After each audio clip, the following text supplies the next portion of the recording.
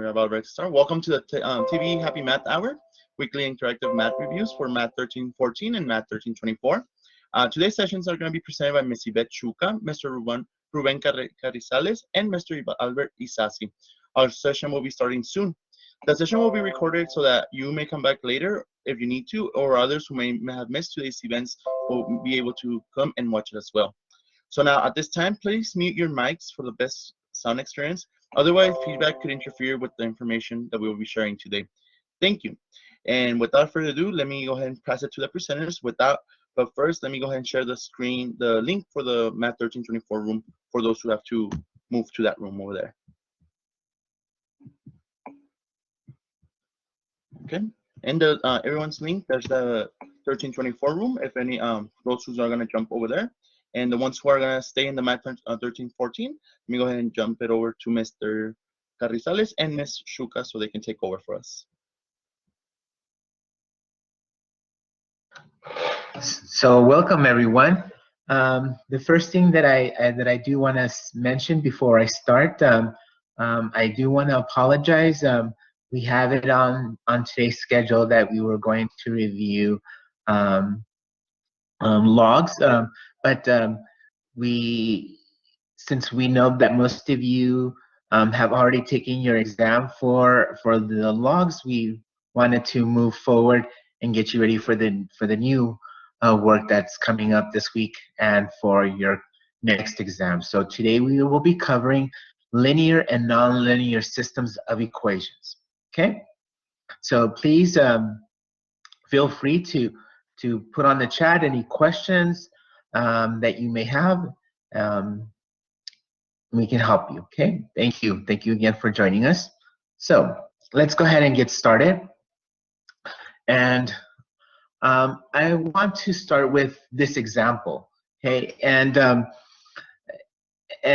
let's say that you came across a situation where you're at a restaurant, and you know that at this restaurant they sell fish dinners, right? And they sell two different fish dinners.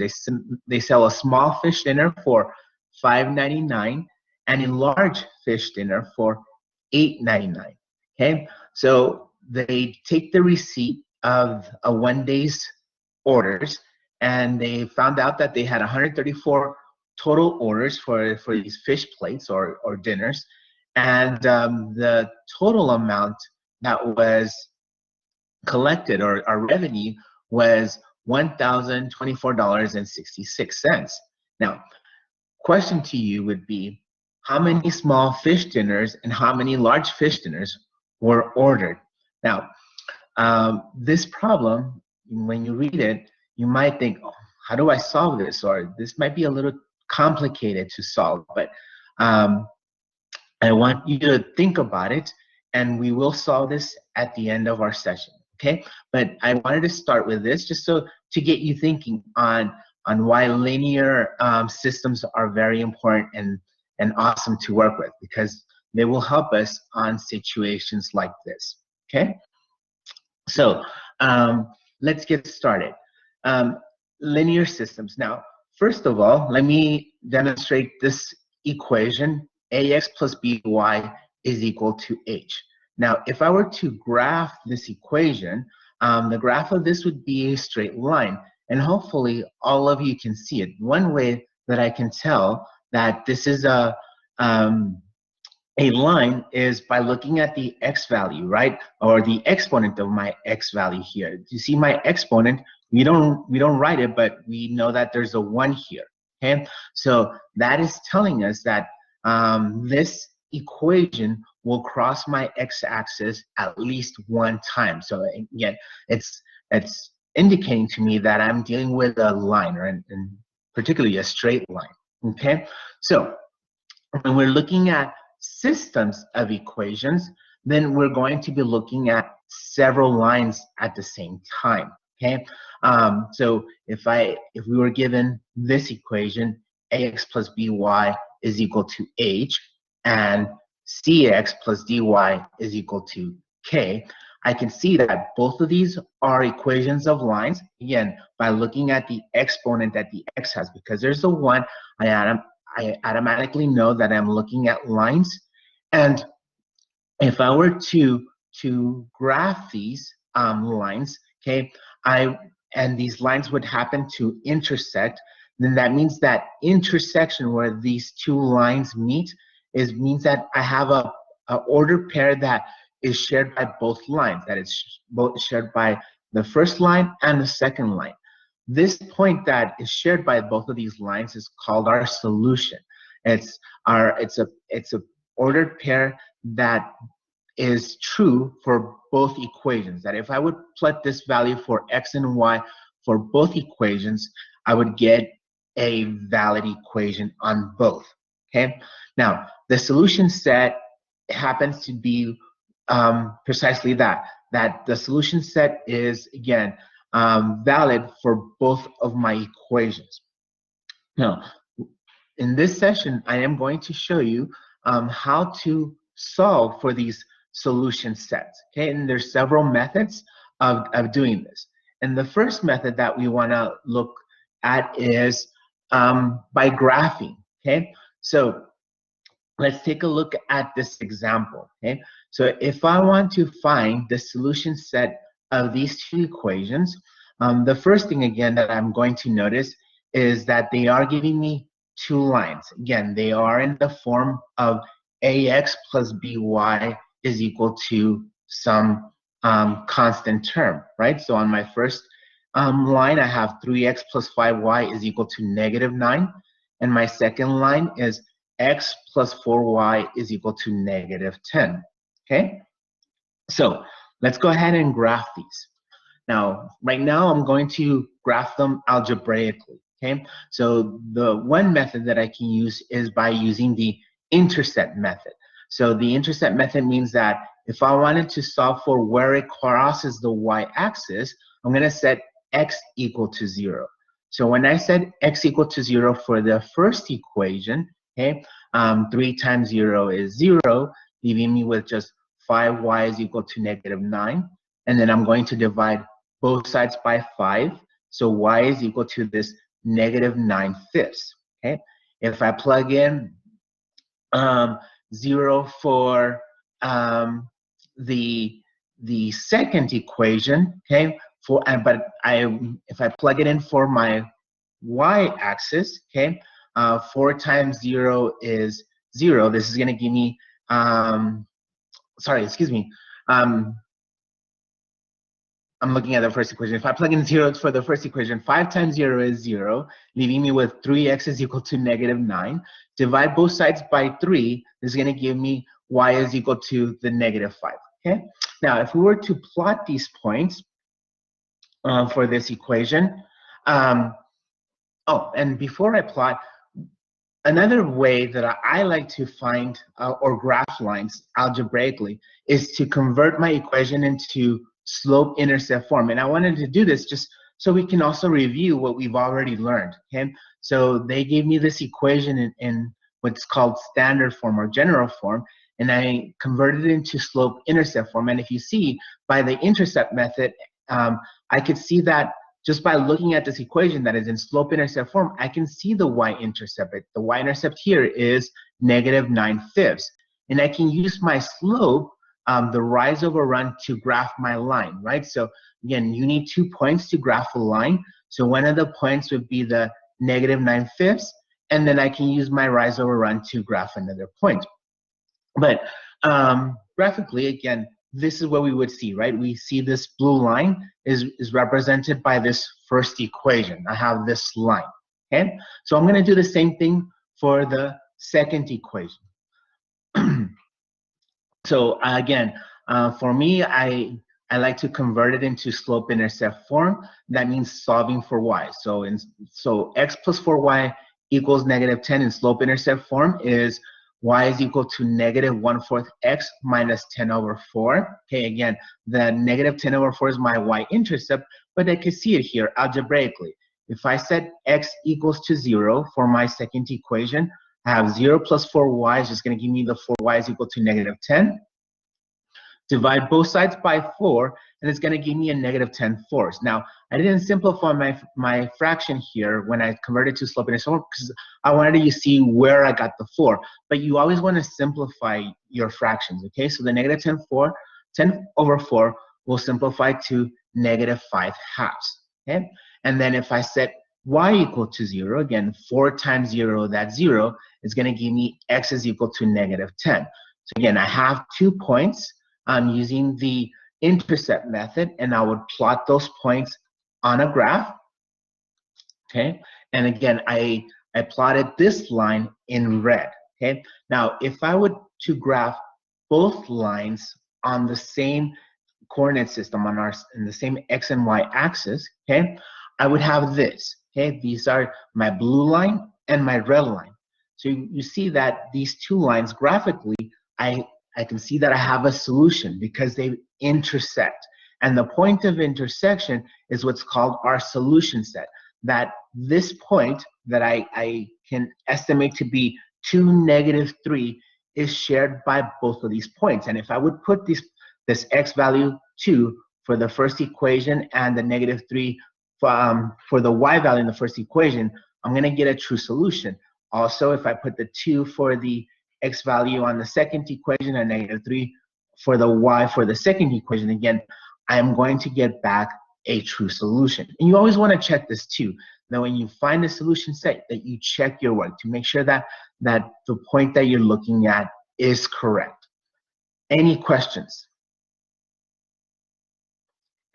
So let's review a little bit more graphing. So I want to give you a little time to do this one. Now, give you a couple of seconds to pull out your calculator in case you don't have your calculator handy, or just to get familiar as far as how to solving it. But this one, again, instead of solving it algebraically, let's go ahead and use a calculator. So let's solve this system by graphing again.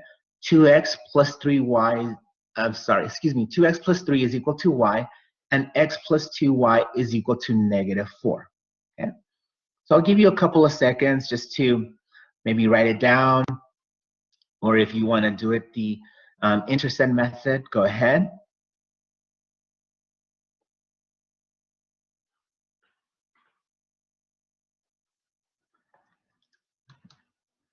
Okay, so for those who are using your calculator, for us to be able to graph two equations on the same grid, okay, we have to have both equations have been solved for y. So the first one we didn't have to worry about.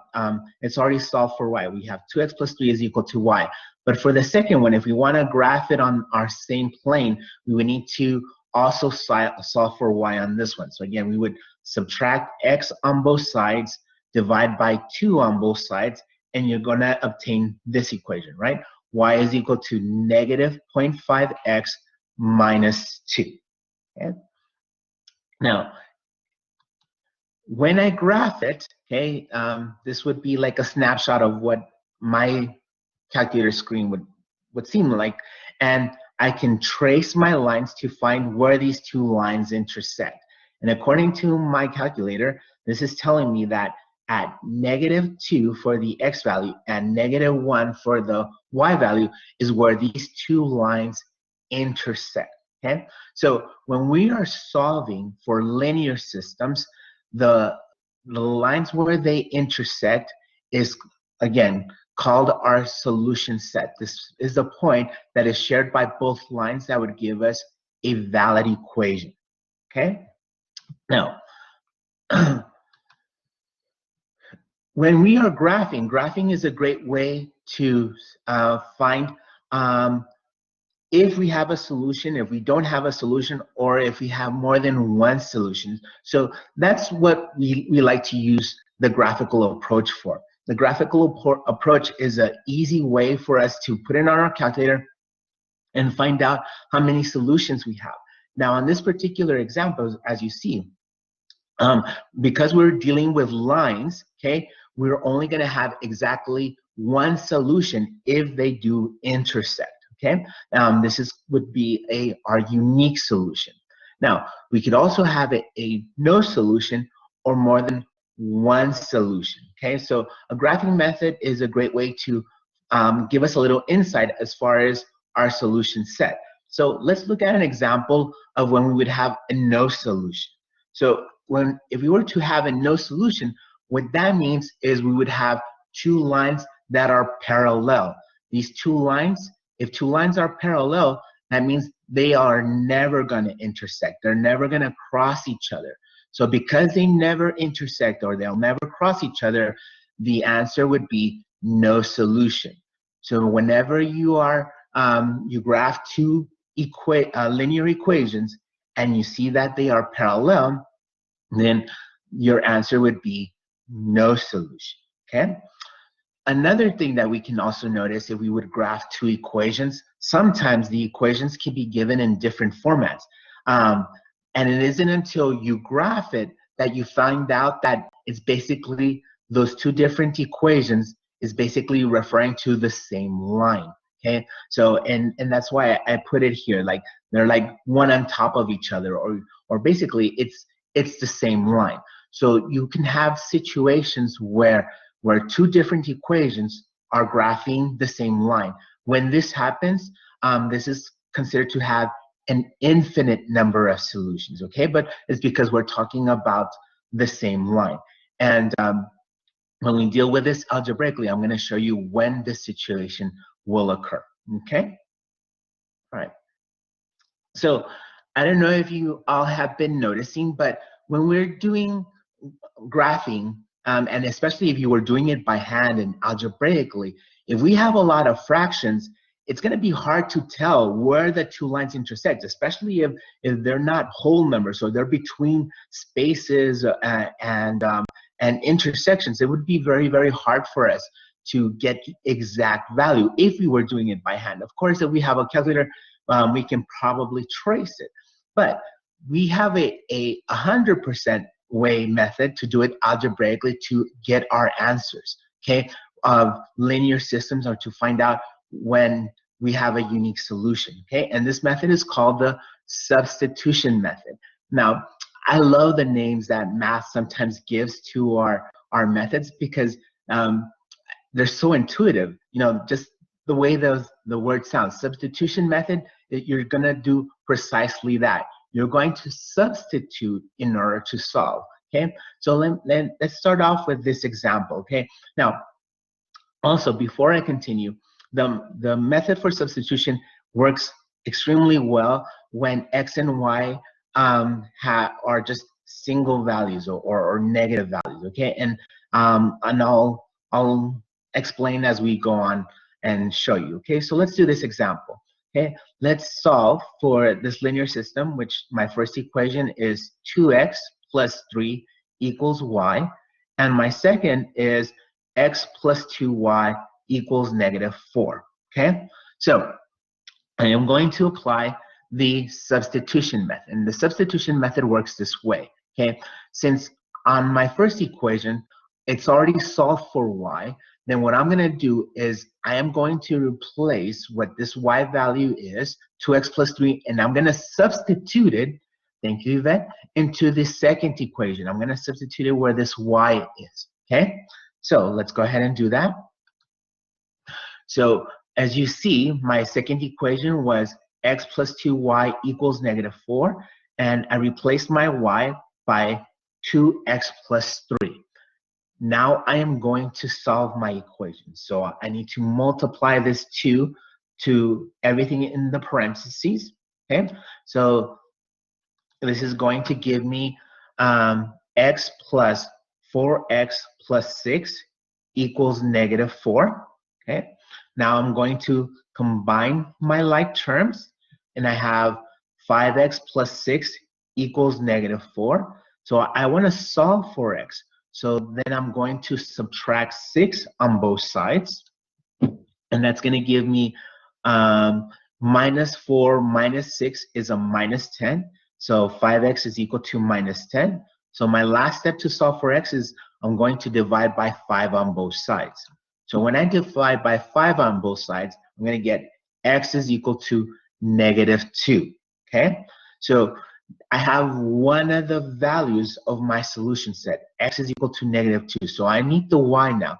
So what we're going to do is something called backward substitution. I'm going to, now that I have a -2, I'm going to replace that to any of my two equations. Now, I like to pick the equation that's easier for me. And what I'm going to do is I'm going to pick the first equation to replace this -2. Since it's already solved for Y, I'm going to go ahead and plug it in to this one. Okay, so to get my Y value, I'm going to replace it to my first equation. So where I see X, I'm going to plug in the -2. So 2 times -2, that's going to give me the -4. -4 plus 3 is going to be -1. So Y is equal to -1.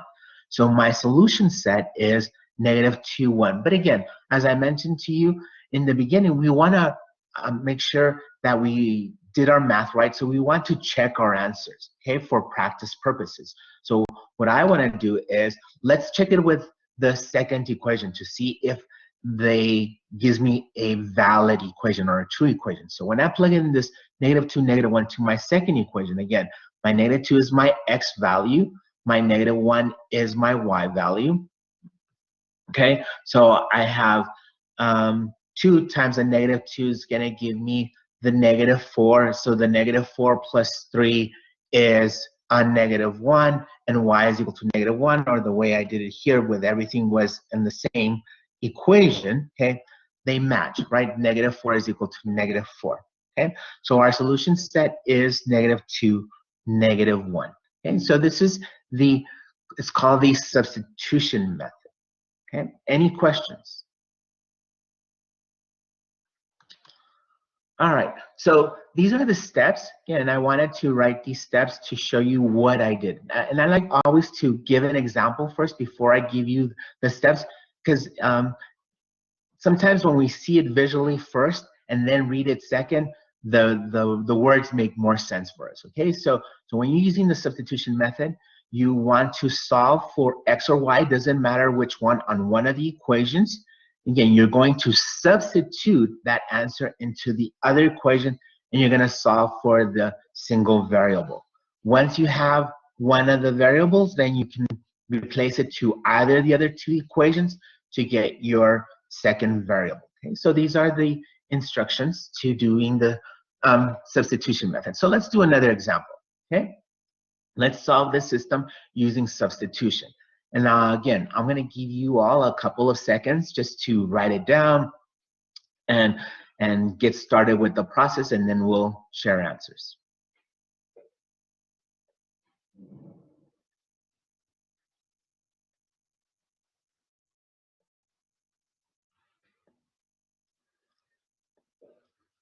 Okay, so as you see, we have two linear equations, and I know that we have lines again because my exponent for my x's have a 1, okay? And then on my second equation, now my second equation has already been solved for y. So I'm not going to do any extra work. So what I'm going to do is I'm going to take this answer, this 2x minus 3, and I'm going to replace it into my first equation. Okay, I'm going to replace this y with this information here, the 2x minus 3.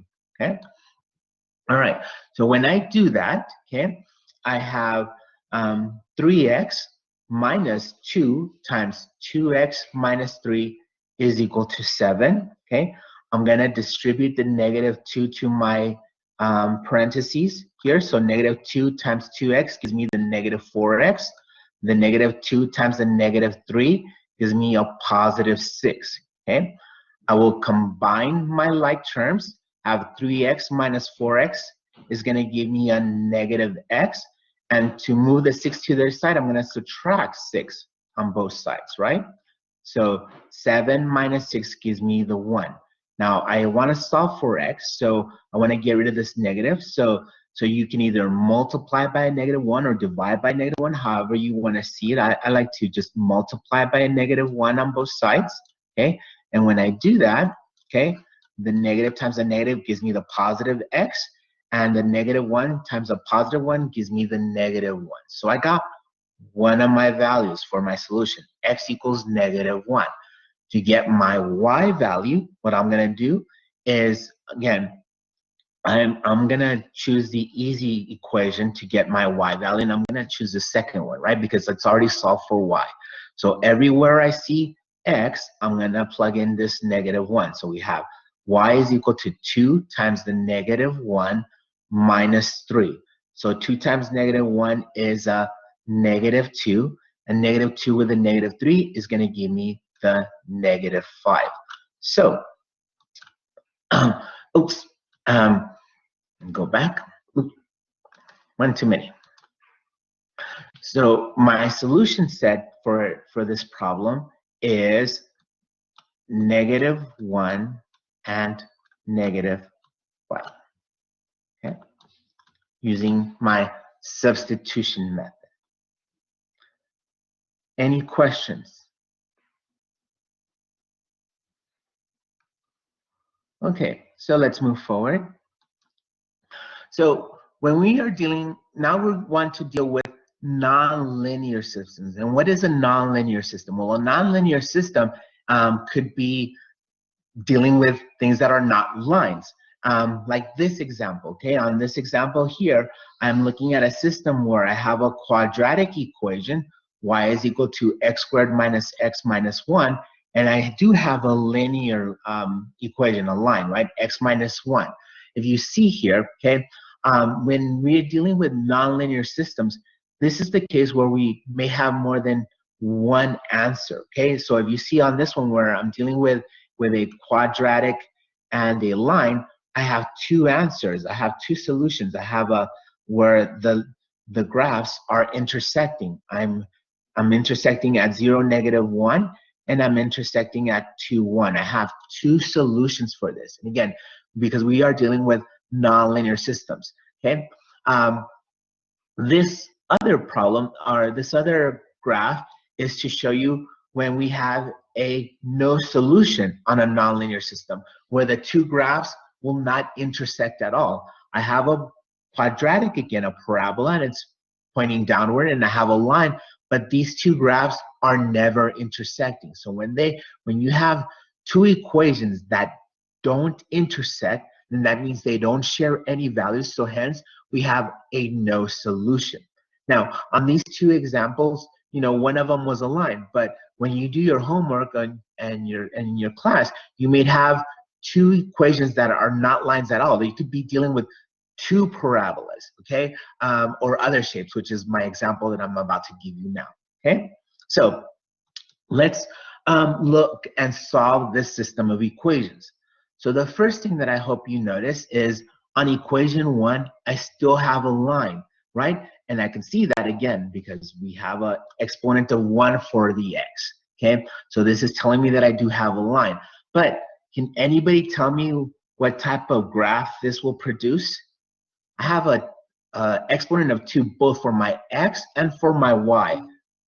Awesome, Rachel. Yes, this is a circle. Awesome. So if this line is going to cross my circle, this is going to produce two answers. Okay, so I'm going to have two solutions for this. Okay, all right. So let's go ahead and use a new method to solve for this. And what I want to do is, sorry, not a new method, excuse me. Let's do the substitution method still for this one.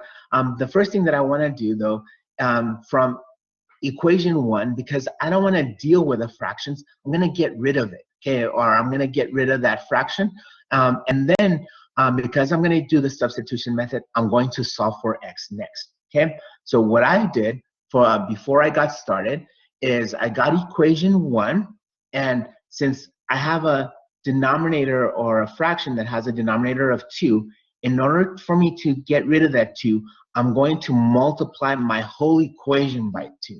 Now, if you do decide to do this, okay, make sure that you multiply this 2 to the entire equation. You multiply this 2 to both sides of the equation, to the left and to the right, okay?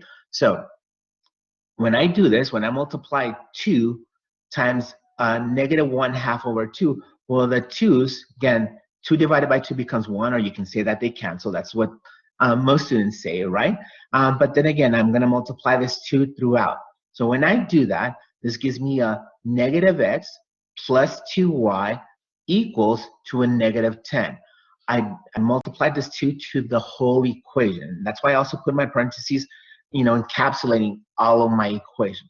Okay, and because I'm using the substitution method, I'm going to solve for one of these equations, and I said that I was going to solve for x. So let me solve for x. So to solve for x, I subtract the 2y on both sides, and then I multiplied by a negative 1 on both sides. That gave me x is equal to 2y plus 10. Okay, so now that I have a variable that I solve for, I'm going to substitute it, and I'm going to replace this x here into my second equation. Okay, so let's go ahead and do that. So, and I wrote it on there. So when I do that, I have this 2y plus 10 squared plus y squared equals 100. Okay, so let me go ahead and distribute this 2y plus 10, or do FOIL. I have two of these. I have 2y plus 10 times 2y plus 10, right? So 2y times 2y gives me the 4y squared, okay? The 2y times 10 gives me 20y, and then when I do the 10 times 2y, that gives me 20y. So 20y plus 20y is 40y, and then the last variable from FOIL, 10 times 10 gives me the 100, okay? So then I have plus y squared is equal to 100. Then what I want to do is I want to combine like terms. I have a y squared here, and I have a y squared here. So this is going to give me 5y squared plus 40y. And then what I'm going to do is I'm going to move this 100 to the other side. So what I did is I subtracted 100 on both sides. And when I did that, 100 minus 100 gave me the 0. Okay? So, now I can use a quadratic equation to solve for this, but again, because I want to find values, I'd rather do factoring. I'm going to factor this to find out what my possible values for y are going to be. So what I'm going to do is I'm going to factor out a 5y from this equation. So when I do that, when I factor out a 5y, again, if I multiply 5y times y gives me the 5y squared that I had before, and then 5y times a gives me the 40y that I had before, right? But I wanted to do this because this gives me now a product that is equal to 0, and I can use my my rules for zeros to be able to solve for what are the possible values of y. So when I have a product that's equal to y, this only can result in two ways. Either this one's 0, the 5y is 0, or the y plus 8 is 0, or both of them are 0, right? So to solve what those values are, I'm going to go ahead and solve for them. So 5y could be equal to 0, or the y plus 8 is equal to 0. So when I do this, again, on this first one, 5y is equal to 0. If I divide both sides by 5, y is equal to 0. To solve for y on this one, when this is equal to 0, well, I have to subtract 8 on both sides. So y is equal to negative 8. So I have two different y values, okay? And I'm going to use both of these values to find my x values, okay? So again, as I mentioned to you, just the fact that I do have two different y values, this tells me already that I am going to have two solutions, and that my line did cross my circle, okay? So what I'm going to do is I'm going to replace these y values to my equation 1, okay? So let's go ahead and do that. I have x plus 2y plus 10, and I have x plus 2y plus 10, and I'm going to plug in the 0 y value for both of these, okay? So when I do that, 2 times 0, that's 0. 0 plus 10 is 10, okay? So, and then when I do the same thing for the negative 8, when I plug in negative 8 for my y, I'm going to get 2 times negative 8 is a negative 16, and negative 16 plus 10 is going to give me a negative 6, okay? So, my solution set for this is I have two answers, 10, 0, and negative 6, 8. Now, I'm just realizing that I should have graphed this, but let's do a quick graph on this really quick, okay? I know that this is a circle, and 100, if I put it in standard form, because we reviewed this, right? This was from chapter 2 where we deal with circles. The radius is 10, so let's say that 10 is here, okay? So I have a circle that has a center at the origin because, again, my x and y are don't have an h and k, so my center is at 0, okay? So the first one here, and I have it's crossing the circle at when x is equal to 10, y is equal to 0, okay? So it's crossing here. Let me change a different color so we just can mark it. So we have a intersection there, and then we have an intersection where x is equal to -6 and y is equal to -8, so it's probably somewhere over here. So this line is like this, okay?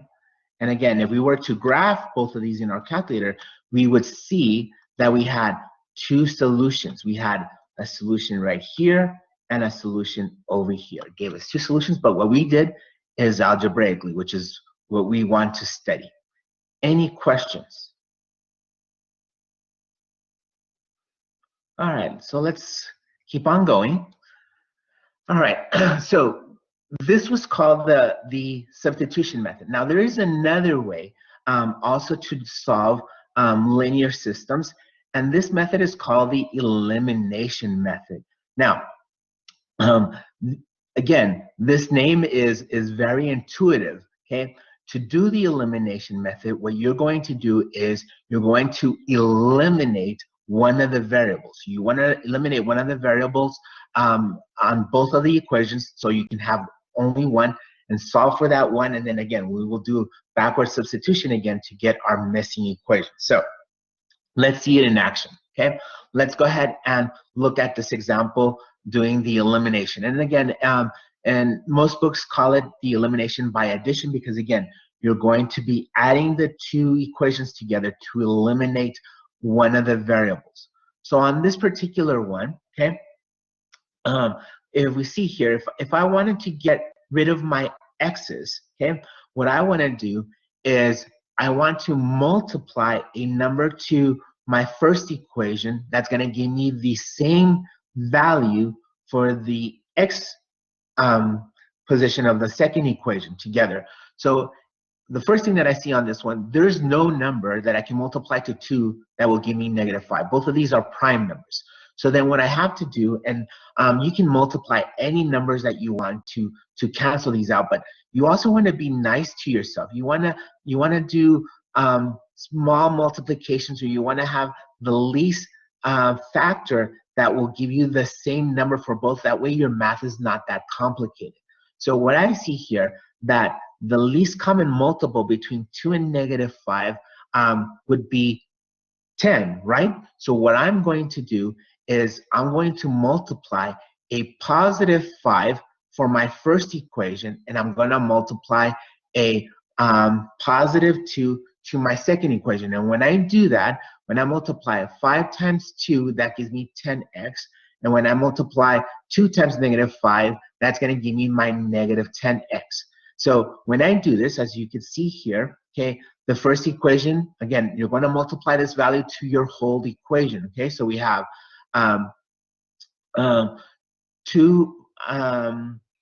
5 times 2x gives me the 10x. 5 times the -7 gives me the -35y.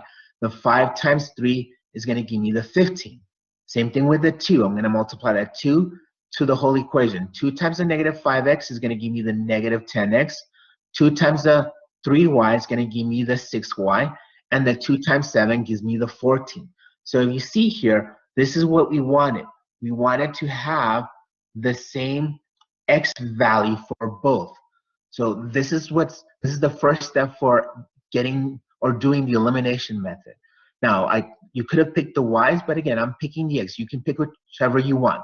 So the next step to do is add these two equations together. I'm going to add equations 1 and equations 2. Okay, so when I do that, 10x minus 10x, that gives me 0x, minus 35y plus 6y gives me a minus 21y equals 29. Okay, well, 0x is just 0, and 0 minus 29y is just minus 29y. So to solve for y, I'm going to divide both sides by a negative 29, which is going to give me y is equal to a negative 1. You can see it here. Okay, so now that I have one of my variables, just like before, I'm going to substitute it into one of my other equations. Okay, so, and again, for simplicity's purposes, I just picked the first equation. I picked this one, 2x minus 7y is equal to 3. So everywhere I see y, I'm going to plug in this negative 1. So we have 2x minus 7 times the negative 1 is equal to 3. Okay, so a negative 7 times a negative 1 is a positive 7. So we have 2x plus 7. So then I'm going to subtract 7 on both sides. So 3 minus 7 is going to give me a negative 4 is equal to the 2x. So to solve for x, I'm going to divide both sides by 2. So x is equal to negative 2. So my ordered pair that is true for both of these is x is negative 2, y is negative 1. Again, we can check our work. Let's go ahead and just go ahead and see that it's going to give us a valid equation for the second one. Let's plug in these two values for that second equation. So we have negative 5.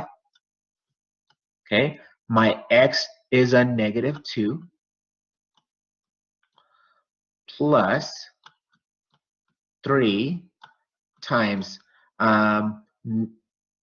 oops, sorry, not 3. We have minus 7 times a negative,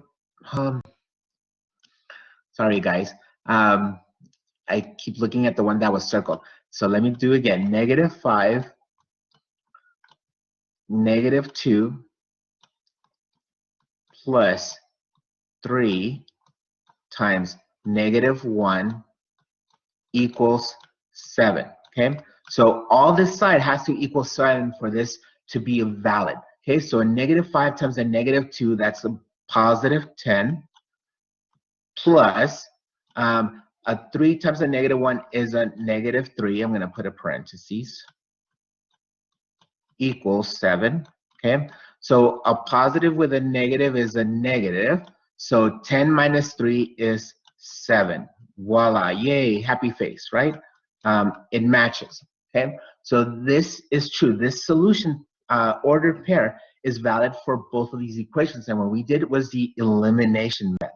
Okay, now I hope you practice both methods, but when you're taking a test too, or you later on, pick the method that works better for you. Okay, so there's some equations that it's a lot easier to use the substitution method, and there's some methods that it's a lot easier to do the elimination method. And again, I went ahead and put the steps to doing the elimination method. Okay, all right, so let's go ahead and try it one more time. I'm going to give you a couple of seconds for you guys to get started on this, and let's go ahead and use the elimination method. Let's practice using elimination. So go ahead and start working on it. I'll give you a couple of seconds.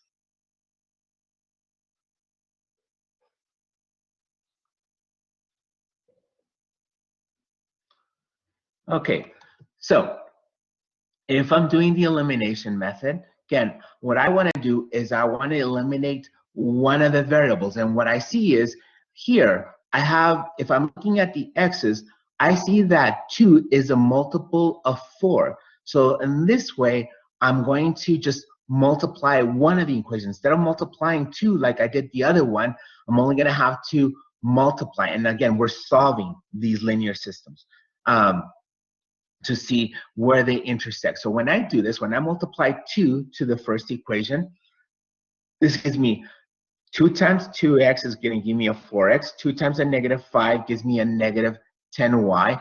And 2 times 6 is 12.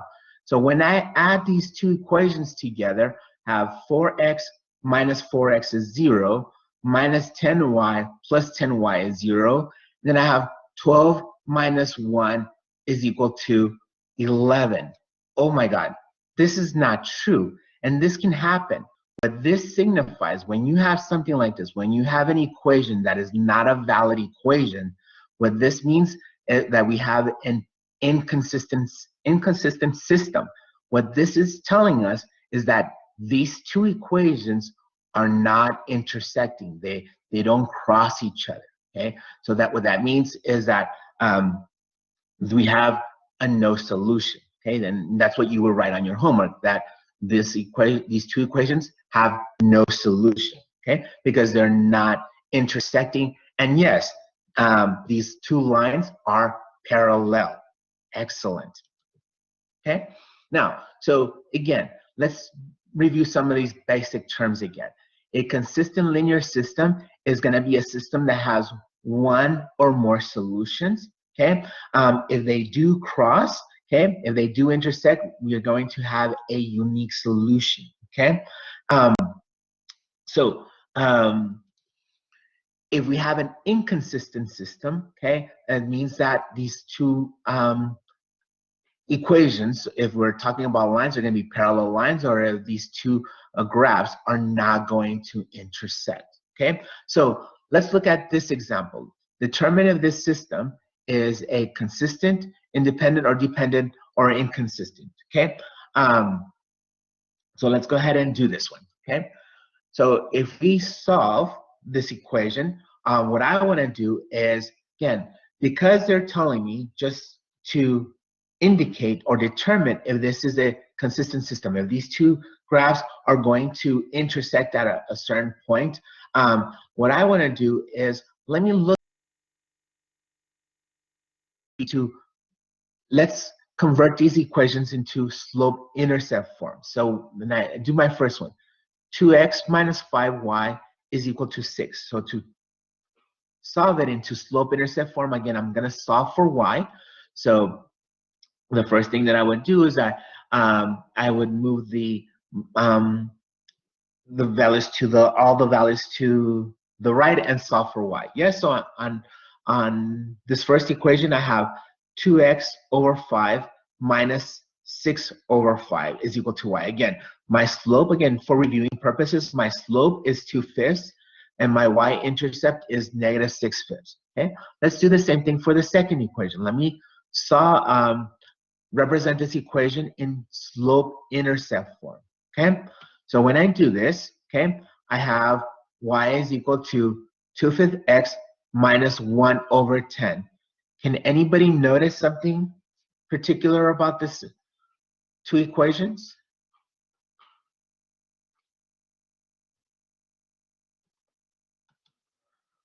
You see the slopes here? The slopes for these two, okay, are the same.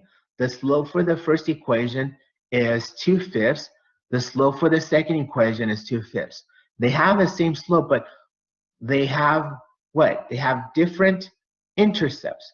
When you have two equations that have the same slope but different y-intercepts, what this is saying is that these two lines are parallel. Okay, so we are going to have an inconsistent system. This means that these two lines will never intersect. So this is also something that you also want to do in your homework, that before you start combining the equations together and playing with the numbers, check. And an easy way to check is converting both of the equations to slope-intercept form. And the reason why you want to convert them into slope-intercept form is because in that form, you're able to see the slope right away. You're able to see their intercept. And if you notice that if they have the same slope but different y-intercepts, then that means that they're not going to cross, that they're not going to have a solution. Also, I had mentioned to you, this is another way that if you solve both equations and you find out that they both have the same slope and they both have the same y-intercept, then what that means is that we are dealing with the same line, and then your answer on your homework is going to be infinite number of solutions, because again, both equations are dealing with the same line. So it's a good practice to always do this. Given when you're getting the equations, if possible, and their lines, convert them into slope-intercept form to see if you have a consistent or inconsistent system. Okay, all right. So let's get to some real good work, okay? Let's do the word problems that I know all of you love, okay? So let's have the situation. We have two planes that start from Los Angeles International Airport and fly in opposite directions, okay? The second plane starts a half hour after the first plane, but its speed is 20 kilometers per hour faster than the first, okay? The question to you all is this. Find the speed of each plane when 2 hours after the first plane departs and the planes are 3,180 kilometers apart. All right, so let's go ahead and do this. So this is a great example into using our linear systems, okay? So let's break it down. So before I break it down, one of the things that I want to review that's going to help us solve for this is to know our distance formula. And we've covered distance formula before, again, in chapter 1. So this is not new, okay? So the distance is equal to rate times time, right? And I went ahead and put the units in here that they're giving us because, again, we never want to forget about our units. So they're talking about distance and it's in kilometers. Our rate, again, would be in kilometers per hour, and our time is in hours, okay? So I'm going to use this information to be able to create my equations, okay? So let's start with the first part that they tell us. They say that the second plane, and I'm going to label the second plane y, okay? I'm going to use an x and y to represent my plane. So my first plane, I'm going to consider that as x, and my second plane, I'm going to consider that as y. Okay, so my y, which is my plane 2, said that it left in half an hour after, right? So what I want to find is time, right? That I'm going to be using for my linear equation. So what I'm going to do is, again, the time is a half hour plus 1, right? So I'm going to add these two fractions together. So the hour that is represented by leaving a half hour late is 3/2 of an hour, okay? All right. Now, my plane 1, that one was straightforward. It tells me that we're looking at it after 2 hours have gone by, okay?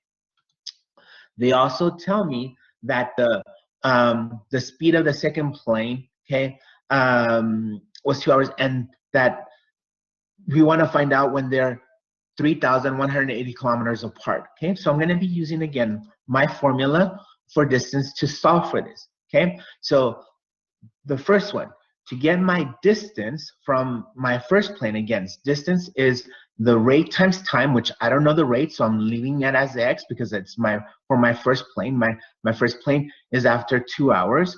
My second plane is rate times time. Again, I'm using y because it's the second plane, and the hour for this one I had determined was 3/2. Okay, so if I want to find the total distance, I'm going to add both of these products together to come up with my first equation, okay? So this is going to give me, when I add rate times time for the first plane, which is 2x plus 3/2 y for the second plane, when I add these two together, my distance has to be 3,180 kilometers, okay? So voila, I have my first equation in x and y, okay? But if I'm using linear systems, I need another equation. So to get my second equation, I'm going to use this information. They told me that the second plane is 20 kilometers faster than the first plane. So that means that if I have the speed, if I knew what the speed of the first plane was, and I add 20 kilometers faster than that one, that's the speed of my second plane, which is y. So if you see here, now I have my linear system. And again, I haven't mentioned it, but when we're dealing with linear systems in your book and in your homework, you're going to see a bracket. This is going to tell you that we're solving a linear system, okay? All right, so I don't know about you, but these two equations are set up using the substitution method. So let's go ahead and do the substitution method to solve these equations, okay? Again, I'm going to substitute everywhere I see the y value into my first equation. But again, I'm going to do the same thing as I did before. I don't like working with fractions, so I'm going to get rid of the fraction from that first equation by multiplying everything by 2. So when I do that, I get 6,360 is equal to 4x plus 3y. Everywhere I see y, again, I'm going to replace it by x plus 20, which I have here. Okay, I'm going to distribute the 3 times x and the 3 times 20, which is going to give me 3x plus 60. I'm going to combine my like terms. 4x plus 3x is the 7x plus 60. Then I'm going to subtract 60 on both sides. Okay, this is going to give me 6,300 is equal to 7x. Then I'm going to divide by 7 on both sides, which is going to give me 900. So what I just found is that the speed of my first plane, because that's what x was, is 900 kilometers per hour. That's the speed of my first plane. Now, to get the speed of my second plane, again, I'm going to replace this x into my other equation. And again, I'm going to use my second equation because it's already set up for me to solve for y, okay? Again, be nice to yourself. Now, you can pick whichever equation you want, but pick always the one that's nicest and easiest, okay? So here, I have 900 plus 20 is equal to 920. And voila, there is the speed of the second plane. The second speed of the second plane is 920 kilometers per hour. And it is 20 kilometers faster than the first plane, okay? So the solution for what they were asking is the speed of the first plane again is 900 kilometers per hour, and the speed of the second is 920 kilometers. Now I have a couple more minutes before I end up, so hopefully now you all can see that we can solve that first initial problem that I had demonstrated, and it's something that could be very easily done. Okay, so again, I want to choose X for my small dinner, which is $5.99. I'm going to choose Y for my large dinner, which is $8.99. Okay. When they tell me that there were 134 total orders, that means that X plus Y should be equal to this 134. Okay. And this is a little bit of review of also kind of like business, right? That if you want to get your revenue or total amounts, is always price times quantity. Okay, so let's set up our equations. Okay, so here our total orders is going to give us our first equation, which is X plus Y should equal to 134 orders. And again, to get our revenue, okay, I'm going to use this definition of revenue to get my second equation. That price times quantity gives me total. So $5.99 times the X number of small dinners plus $8.99 times the number of large dinners. And it's just the same as my airplane example, right? But on that one we were using distance, right? But it's the same concept. And this should equal my total cost for the day, right? So when I do this, let's practice the elimination method. So we had used the substitution method, let's do the elimination method. Okay, so what I want to do the elimination method, I'm going to multiply the first equation by a negative 599. And the reason why I did that is because I'm going to get rid of the x's. So I have a 599, so opposite of 599 for when I add these two to cancel them out would be a negative 599. So when I do that, when I multiply the negative 599 to my first equation, I get negative 5.99x minus 599y is equal to negative 802.66. So from my elimination method, that tells me that I have to add these two equations together. So when I add these two equations together, you see that my x's got eliminated. 599x minus 599x is 0x, or just 0. 899y minus 599y gives me 3y is equal to 222 when I subtract these numbers together. Okay.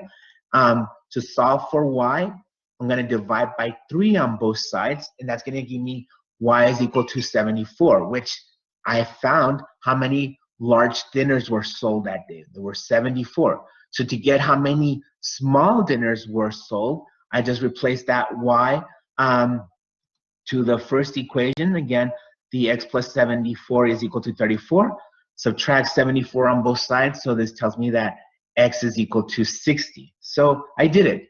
I was able to, with the information that they gave me, I used linear systems to solve, and I used the elimination method to find out that I had 60 small dinners and 74 large dinners. And I'm out of time. Does anybody have any last minute questions?